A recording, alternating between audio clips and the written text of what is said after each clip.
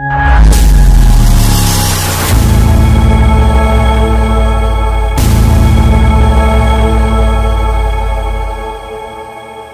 તમે મારું સ્વાગત કર્યું છે, એવી જ રીતે ઉત્સાહપૂર્વક મને મત અપાવીને ઇન્ડિયા ગઠબંધનની સરકાર આપણે કેન્દ્રમાં બનાવી.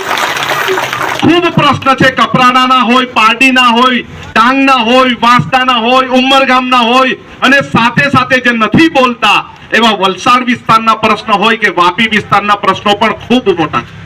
પણ એની સામે લડવું પડશે, આંદોલન કરવું પડશે.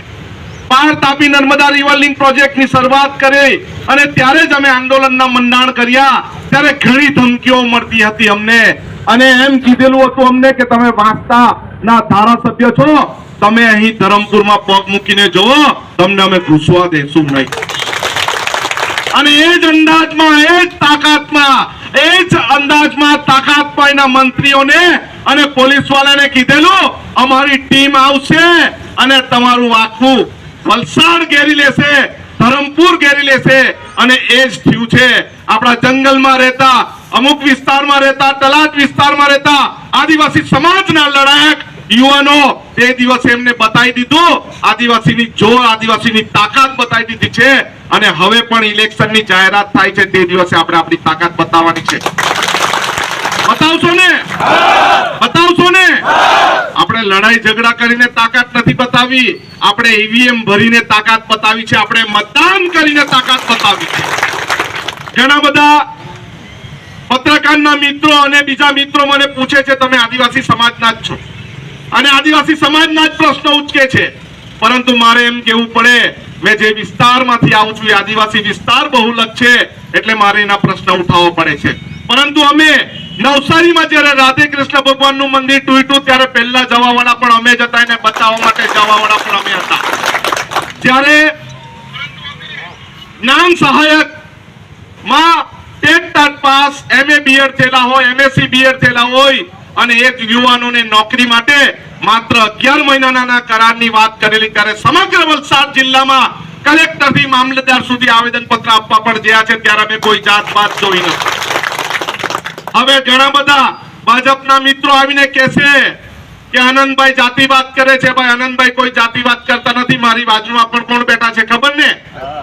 ઓબીસી સમાજના આગેવાન છે ને કોંગ્રેસના આગેવાન છે. આપણે જાતિવાદ ભૂલીને આપણી સમસ્યાઓને યાદ કરીને આપણે મતદાન કરવાનું છે.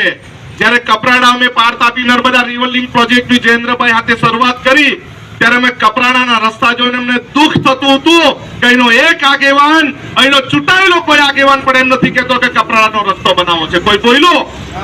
કોઈ બોલવા તૈયાર નથી, કેમ કે એ માત્ર ને માત્ર આંગળી ઊંચી કરવા વાળા ધારાસભ્ય અને મંત્રીઓ છે, લડવા વાળા ધારાસભ્ય અને મંત્રીઓ નથી. વલસાડમાં તમે 10 વર્ષ વલસાડ લોકસભા તમે આપી ભાજપ પક્ષને, પરંતુ લોકસભામાં કોઈ પ્રશ્ન કોઈ ઉઠાવ્યો, કોઈ પ્રશ્નની રજૂઆત કરી અને અમે વિધાનસભામાં અંબાજીથી ઉંબરગામ સુધી વાપીના પ્રશ્ન હોય, દરિયાકાંઠાના પ્રશ્ન હોય તેની પણ અમે પ્રશ્ન ઉઠાવીએ છીએ અને એમના વિશે લડત ચલાવીએ છીએ. અને દરેકે દરેક ઉભા થઈને યુવાનોની બેરોજગારીનો પ્રશ્ન હોય, મહિલાઓની સુરક્ષાનો પ્રશ્ન હોય, નવા પ્રોજેક્ટોનો પ્રશ્ન હોય, જળ જંગલ જમીનનો પ્રશ્ન હોય, દરેક પ્રશ્નમાં અમે આંગળી ઊંચી કરીને અમારો સવાલ મૂક્યો છે. અને દરેક પ્રશ્નમાં રોડથી સંસદ સુધી અમે દોડ્યા છે અને રસ્તેથી વિધાનસભા સુધી અમારા પ્રશ્નની રજૂઆત કરી છે. અને જો સરકાર ન માને તો ધરણા પર કર્યા છે. સામેવાળા ઉમેદવાર કહેતા હતા કે આનંદભાઈને ધરણા બહુ આવડે. ભાઈ અમે વિપક્ષમાં બેહેલા છે, સરકાર જો કામ નહીં કરે તમારે ધરણા પણ કરવા પડે, એની કાન આંબળવા પડે.